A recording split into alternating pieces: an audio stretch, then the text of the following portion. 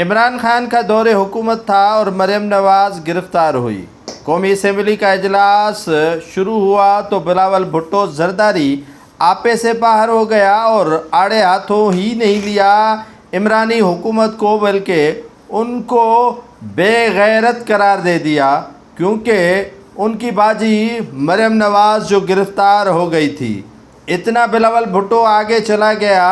یہ بھی نہیں سوچا کہ منافقانہ طرز حکمرانی کرنے والی مسلم لیگ نون اور منافقانہ طرز سیاست کرنے والی عمران خان یا مسلم لیگ نون کے ادوار میں یہی مریم نواز پیپلز پارٹی کو کتنی اہمیت اور عزت دیتی رہی ہے، یا ان کے بڑے نواز شریف ہو یا ان کے چچا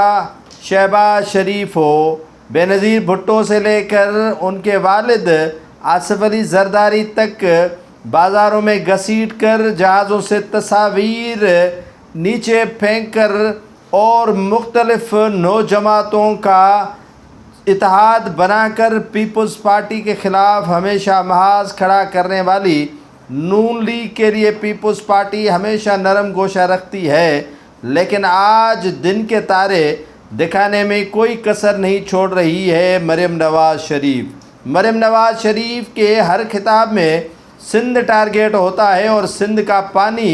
ٹارگیٹ ہوتا ہے۔ جب وفاق کی بات ہو رہی ہے، پاکستان کی بات ہو رہی ہے، تو پانی بھی سبھی کا ہے،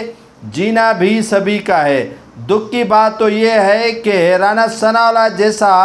بندہ بھی کہہ رہا ہے کہ ببرلو بائی پاس پر دھرنا جو دیا گیا تھا، انہی مظاہرین اور دھرنے والوں کو پیپلز پارٹی کی سپورٹ اور حمایت حاصل تھی۔ 6 مہینے کے بعد مسلم لیگ نون والوں کو یاد آ گئی کہ یہ جو ببرلو پر دھرنا تھا وہ پیپلز پارٹی نے ہی لگوایا تھا۔ اب بلاول بھٹو زرداری کے ترجمان اپنے حیثیت کے مطابق نون لیگ کو ٹف ٹائم تو دے رہے ہیں، لیکن اب قیادت کو فیصلہ کرنا ہے۔